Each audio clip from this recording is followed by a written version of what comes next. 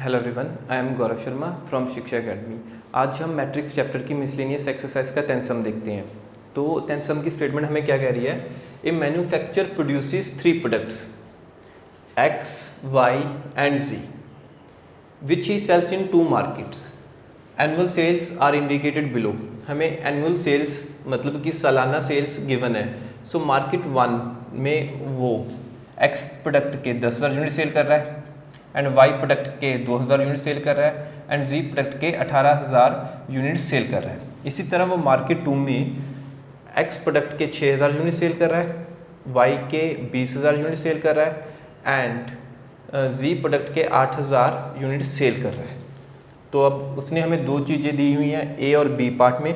तो ए पार्ट में उसने हमसे क्या पूछा गया है? If unit sell price of x, Y and z are 2.5 rupees, 1.5 rupees and 1 rupees respectively. Respectively का मतलब क्या होता है? अगर सबसे पहले मेरे पास x है, जो सबसे पहले प्राइस दिया होगा मुझे यहाँ के 2.5 रुपीज़, तो ये x से रिलेट करेगा। सेकंड मेरे पास y प्रोडक्ट है, तो सेकंड प्राइस मेरे पास क्या दिया है? 1.5 रुपीज़, तो ये y के साथ रिलेट करेगा। इसी तरह z मेरा ₹1 के साथ रिलेट करेगा। Find the total revenue in each market. वो कह रहा है कि 1 मार्केट से मुझे कितना पैसा इकट्ठा होगा एंड मार्केट 2 से मुझे कितने रुपए मिलेंगे और क्या इकट्ठा होगा। सो अब बी पार्ट को देखते हैं। वो कह रहा है if the unit cost of the above 3 commodities are. Units cost का मतलब क्या कह सकते हैं आप? Manufacturing cost. अगर वो चीज़ बना रहा है, उसे बनाने के लिए तो पैसे लगाने पड़ेंगे। वो कह रहा है कि एक्स को बनाने के लिए उसे 2 रुपये लग रहे हैं, वाई को बनाने के लिए उसे 1 रुपया लग रहा है एंड जी को बनाने के लिए 50 पैसे लग रहे हैं। तो यहाँ पे ध्यान रखिए, यहाँ पे यूनिट्स में ये रुपीस में दी हुई है और ये पैसे में है। First units should be uniform, तो मैं पैसे को रुपीस में कन्वर्ट कर लेता हूँ यहाँ पे। सो 0.5 रुपीज़ रिस्पेक्टिवली। अब find the gross profit. Gross profit और नेट प्रॉफिट ये किसके इक्वल होता है? कि total sale price minus my cost price. So start करते हैं पार्ट ए से। पार्ट ए में हमें पूछा क्या गया है कि टोटल रेवेन्यू कितना है from market 1 and from market 2। So start करते हैं सॉल्यूशन। ए पार्ट से स्टार्ट करते हैं। लेट मैं जो भी मेरी प्रोडक्ट दिए हुए हैं मार्केट 1 में और मार्केट 2 में उसे मैट्रिक्स ए में लिख लेता हूँ, मतलब प्रोडक्ट मैट्रिक्स कह देता हूँ यहाँ पे से। सो 10,000, 2,000 एंड 18,000। मार्केट 1 में जो मेरी यूनिट सेल्स हो रही है एक्स, वाई एंड जी की। इसी तरह मार्केट 2 में जो मेरी यूनिट सेल हो रही है एक्स, वाई और जी की, उन्हें हम नोट कर लेते हैं।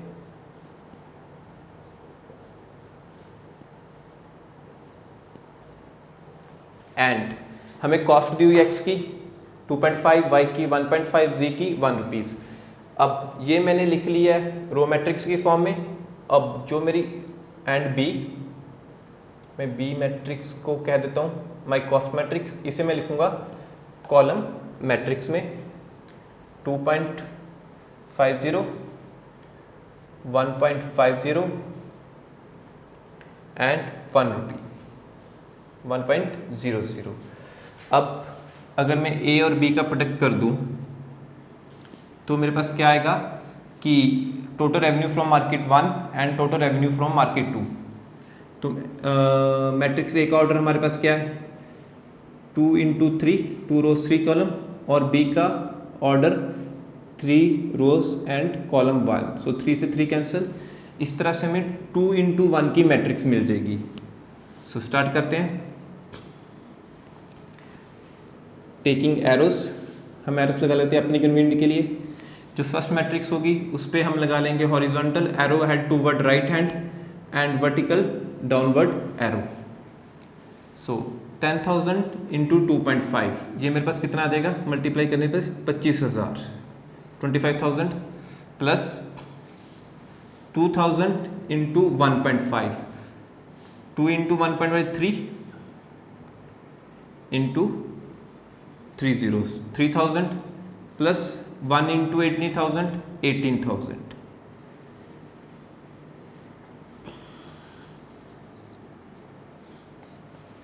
अब इसी तरह रो सेकंड को भी इसके साथ मैं मल्टीप्लाई कर देता हूँ। 6 इंटू 2.5 अगर मैं 6 से मल्टीप्लाई करूँ मेरे पास 6 5 ज़ा 30, 6 2 ज़ा 12 प्लस 3 15, एक पॉइंट आ जाएगा। सो यहाँ पे मेरे पास आ गया 15। कितने जीरो हैं? 1 2 3, 1 2 3 प्लस यहाँ पे मेरे पास कितना है 20,000 इंटू 1.5। अगर मैं 2 को 1.5 से करूँगा 3 कितनी जीरो 1 2 3 4। सो 1 2 3 4 30,000 प्लस 8,000 इंटू 1 8,000। अब हम इनको प्लस करके देख लेते हैं। 25 3 एंड 18, 5 3 ज़ा 8, 8 प्लस 16 6 1 कैरी आउट। सो 2 प्लस 1 3 प्लस 1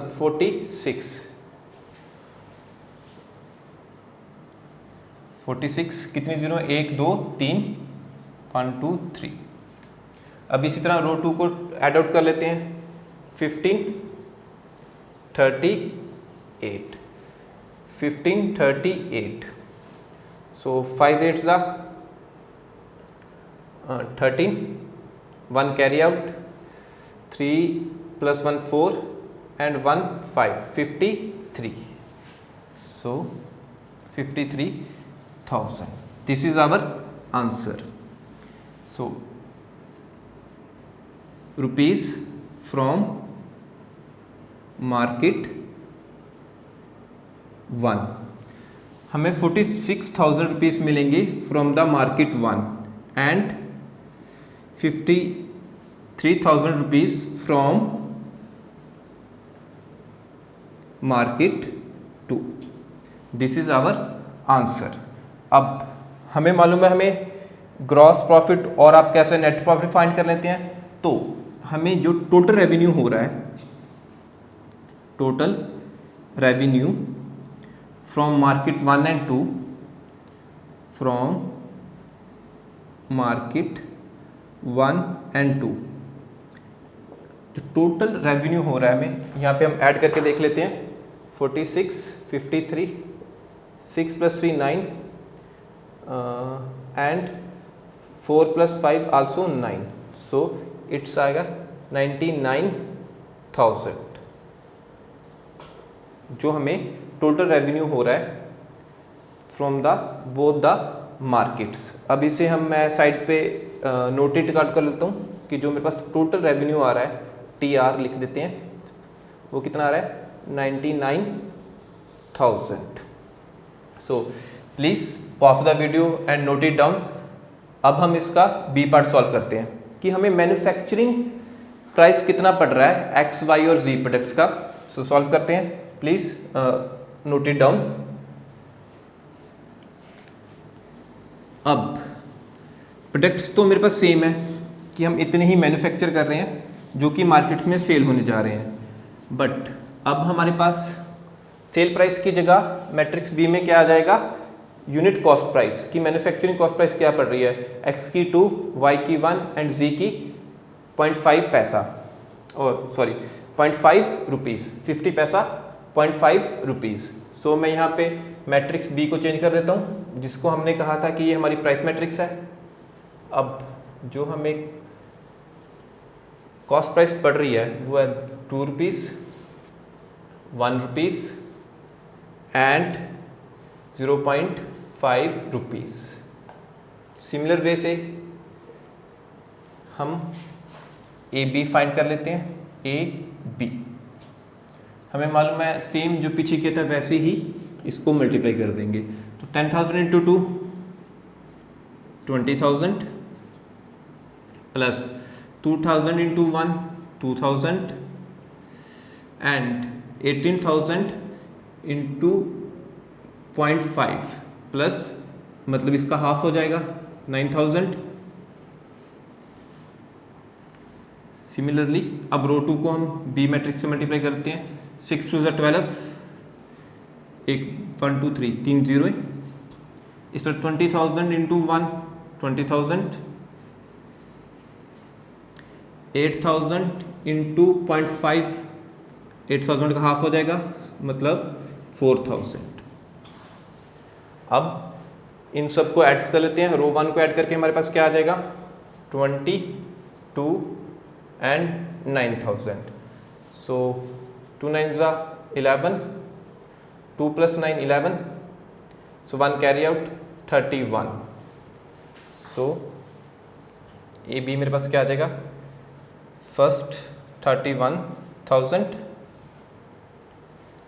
अब रो 2 को सम अप कर लेते हैं, 12, 20 एंड 4000।